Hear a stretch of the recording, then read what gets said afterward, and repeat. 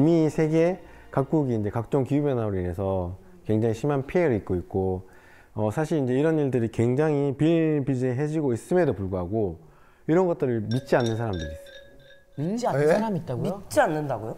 안 보이니까 그런 거 아니야?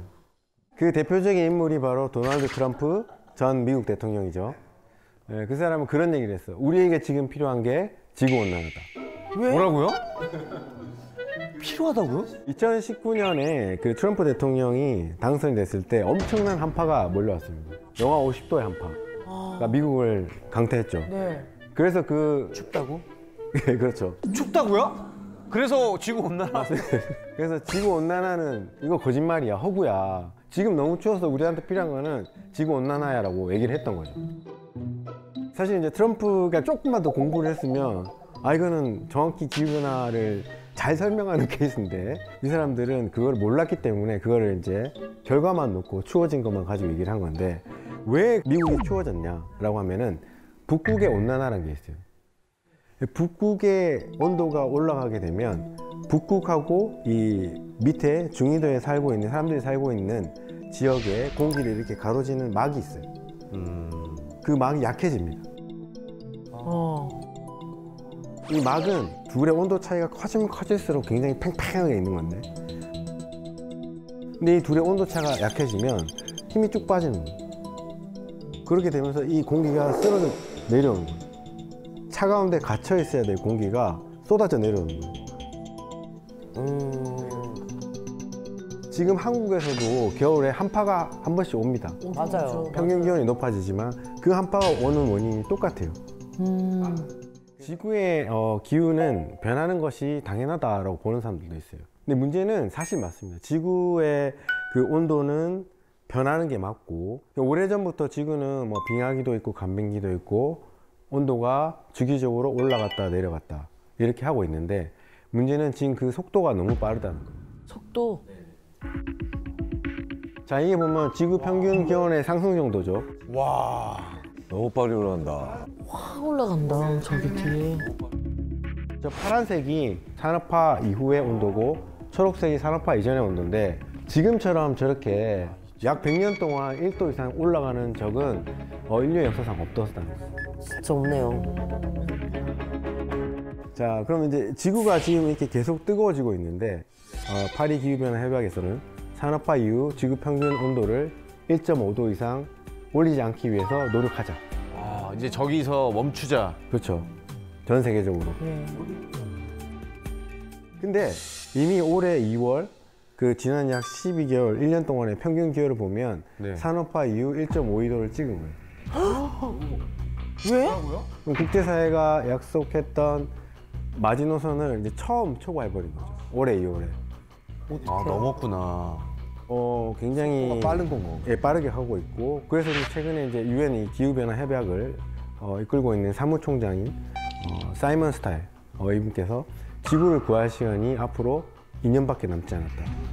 뭐 이렇게 경고를 하긴 했어요. 원래는 파리 협약에서는 2도를 얘기했어요. 지구 평균 기온을 산업화 이후 2도라고 했는데, 굉장히 많은 과학자들이 논의를 하고 고민을 하고 연구를 하고 해서 계속해서 이 2도라는 걸 설정하고 우리가 보니까 2도가 과연 적절한 숫자에 대해서 이제 고민을 하게 됩니다. 너무 높지. 체감되는 뭔가 위험이 감지될 것 같은데 뭔지는 모르겠는데. 지구 온도가 2도 상승했을 때 전 세계 도시 인구 중 약 4억 1천만 명이 물 부족을 겪게 된다고 합니다. 아, 물 부족. 물 부족이 가장 무서운 것 같아요. 맞아요. 네, 그렇죠. 에어컨 끄세요 지금. 자, 전기 먹는 거 다 끄세요, 그럼. 조명이랑. 조명 2개 더 꺼요. 네, 다 끄시고. 아니, 이목구비만 보이면 되잖아.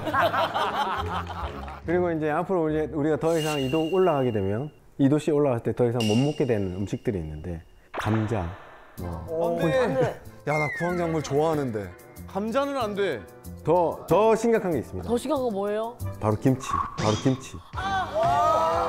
그건 안 돼요. 안 돼, 안 돼, 안 돼. 동의 못 합니다. 사람들한테 치명적인데요. 온도가 더 올라가기 시작하면 옥수수, 뭐 고추, 배추 이런 재배가 힘들어지죠. 쌀은요? 제일 중요한 쌀. 쌀이 정말 중요해가지고. 쌀도 문제가 생깁니다. 다 문제가 생기는구나. 문제가 심각하다라고 하는 건 결국에는 어느 정도 수준에 도달하면 굶어 죽는 사람이 생긴다든지 식량으로 인한 전쟁이 생길 수밖에 없는 상황이 됩니다. 식량 전쟁이 엄청나지겠다. 교수님이 말씀하신 북극곰 걱정할 때가 아니다. 그러니까. 지금 당장 우리가 걱정을 해야 된다. 진짜. 와닿았어.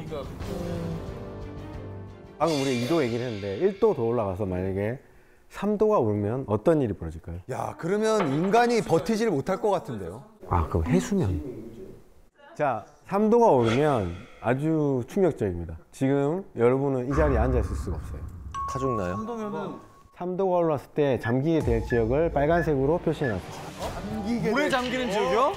잠긴다고요? 네네. 여기 다 잠겨. 상암도 있어. 그래서 여기 우리 촬영 못 한다는 얘기구나. 여러분들이 지금 앉아있는 이곳 상암동도 상당 부분 물에 잠기게 됩니다. 아니, 서울이 잠기는 건 예상도 못했는데? 인천, 김포, 뭐 부천, 특히 이런 데 피해가 크죠.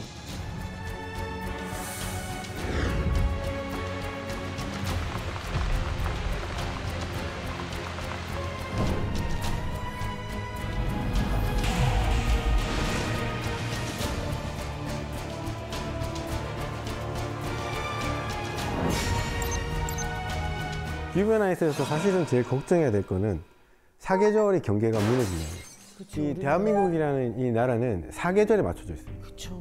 그게 뭐냐? 여러분들의 지금 입고 있는 옷, 먹는 음식, 그 다음에 학교의 교육, 사회경제 시스템 다 사계절에 맞춰져 네, 있어요. 맞아요. 근데 이 경계가 무너지면 어떻게 되죠? 그냥 옷만 갈아입으면 되나요? 다 바꿔야 돼요. 기후변화로 인해 발생한다는 그 자연재해라고 말하는 것에 한 70% 이상이 대부분 물과 관련이 있어요.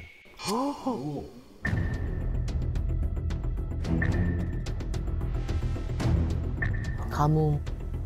집중호우, 물이 너무 많거나 적거나 이런 문제가 되는 거죠. 그러면 이제 우리가 할 수 있는 건 지금 너무 부족해도 문제고 넘쳐도 문제이기 때문에 국가 차원에서는 이제 물그릇이 필요한 거지. 그렇죠. 우리가 물그릇을 확보해서 안정적으로 관리를 해야지 뭐 홍수가 왔을 때도 문제 안 생기고 가뭄에서 올 수 있는 피해도 줄일 수 있고 이런 것들을 최소화할 수 있는 걸 깨닫고 더 많은 투자를 하고 그래서 이제 시장 규모도 계속해서 커지고 있는 거죠. 자, 많은 나라들이 그래서 이제 물그릇을 확보한다고 지금 많은 일들을 벌이고 있는데 그럼 여기서 물그릇이 뭘까요? 국가 차원에서 본다면 댐일 거예요. 바로 그게 이제 물그릇을 만든다는 게 댐을 건설하는 건데 두 개의 댐이 있습니다. 웅장하다 아주. 와. 자, 미국의 샌 빈센테 댐 그리고 일본의 가와베가와 댐. 미국 이 댐은 굉장히 성공한 사례로 꼽히고 있는데요. 40년대에 지어졌지만 이 캘리포니아의 이제 최악의 가뭄을 막아줬던 훌륭한 사례로 남아 있어요. 역시. 근데 이 댐도 처음에 지을 때는 굉장히 비판을 많이 받았어요. 왜요?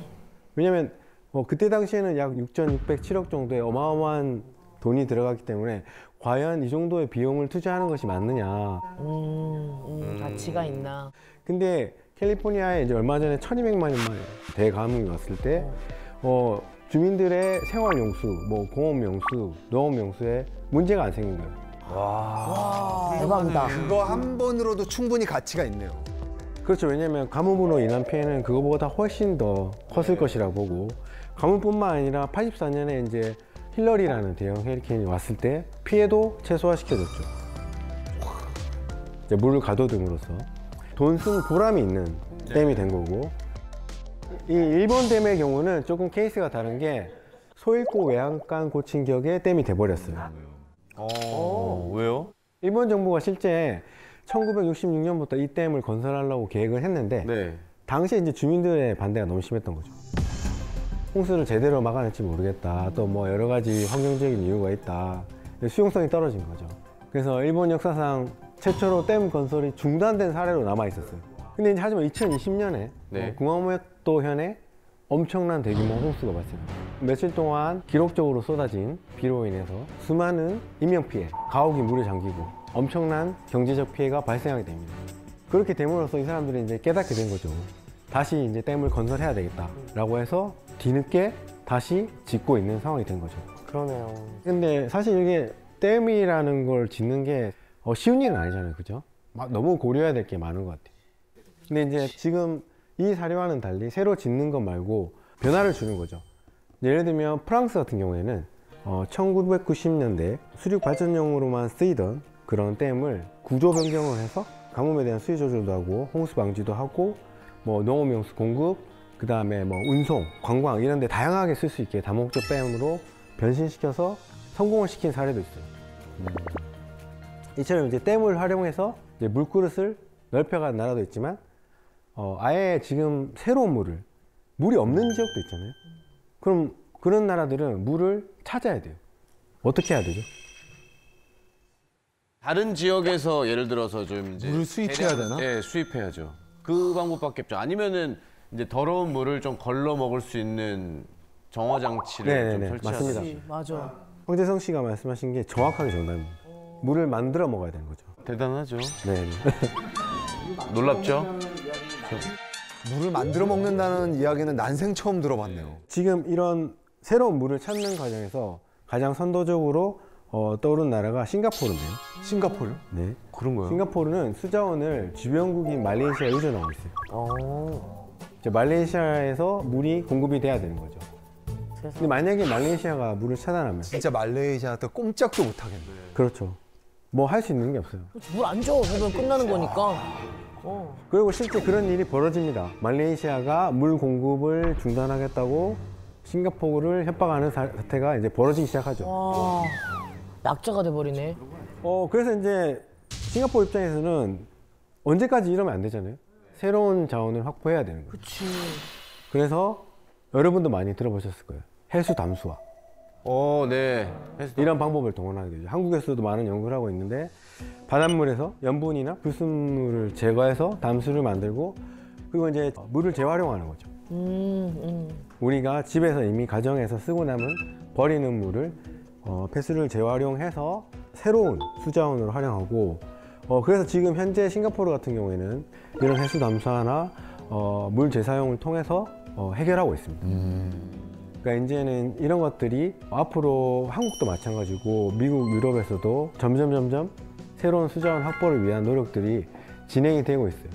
그래서 지금 이런 물 관련 이슈를 볼 때 전 세계적으로 이제 기후위기가 심해지면서 폭풍, 그다음에 홍수, 가뭄, 그다음에 산불도 있었고 아까 산불도 물 문제와 관련이 있다고 그랬죠, 그죠? 그래서 이런 것들이 앞으로 10년 동안 지속적으로 발생하는 피해가 거의 한 약 2,400조 정도 된다고 합니다.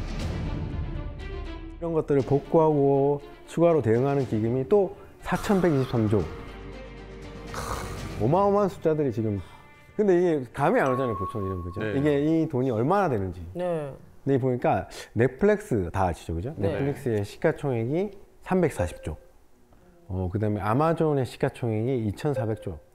그러니까 이게 지금 이 물 문제를 피해를 방지하고 복구하는 데 들어가는 비용이 아까 4,000조가 넘어가니까 얼마나 큰 돈인지 알겠죠? 네.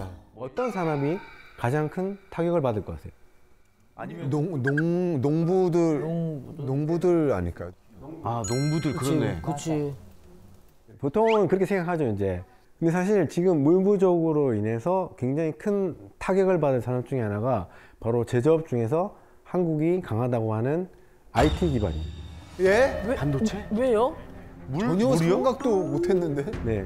물이 왜? 그래서 보통 우리가 이런 것들을 물 부족이 생기거나 물 과잉이 생겼을 때 벌어지는 일들을 워터 리스크라고 합니다. 워터 리스크. 지금 아마 여러분들 많이 들어보셨을 텐데 TSMC라고 그런 회사가 최악의 가뭄으로 굉장히 위기에 빠질 뻔한 그런 사례가 있었어요. 그 몇 년 전에 대만에 엄청난 가뭄이 오게 됩니다. 땅이 갈라졌어, 저렇게, 진짜로. 이렇게 저수지에 가뭄이 들어서 바닥이 드러나고 이런 상황이 벌어졌는데 할 수 있는 일이 뭐죠? 기우제. 너무 놀랍지 않나요? 와, 진짜. 이 21세기. 이 시대 세계 최고의 IT 기업이 할 수 있는 건 기후제밖에 없어요. 와, 4차 산업혁명이 일어나는데 아직도 기우제를. 와, 근데 진짜 할 수 있는 게 아무것도 없네요. 얼마나 간절하면 그렇습니까? 너무 약하다. 인간은 진짜 너무 약하다. 얘네들이 쓰는 물이 하루에 99,000톤 정도 된다고 합니다. 하루에요? 네, 하루에 99,000톤 정도 쓰는데 그러면 이제 반도체 생산에 차질이 생기고 국가 경제에 위기가 되는 거죠. 전 세계적으로 반도체 수급에 문제가 생기고 이게 보통 일이 아니거든요. 근데 이처럼 이제 기후변화로 인한 막대한 손실을 이미 경험한 이제 많은 기업과 국가들은 이제 진짜 진지하게 받아들일 수밖에 없는 거죠. 세상에. 이제 이런 것들을 물 관리의 필요성과 중요성을 인지하게 되고 더 많은 투자 그리고 기술 개발을 위해 노력을 하려고 합니다. 실제 지금 UN 보고에 따르면 전 세계 물 수요량이 매년 1%씩 증가하고 있다고. 왜 그렇죠? 근데 이제 매년 이제 1%씩 증가하고 있는데 문제는 지금으로부터 한 6년 지나서 2030년 정도 됐을 때는 전체 필요량의 40%는 공급이 안 될 거라고 보고 있어요. 결과적으로는 물이 부족해질 수밖에 없는 상황인 거죠.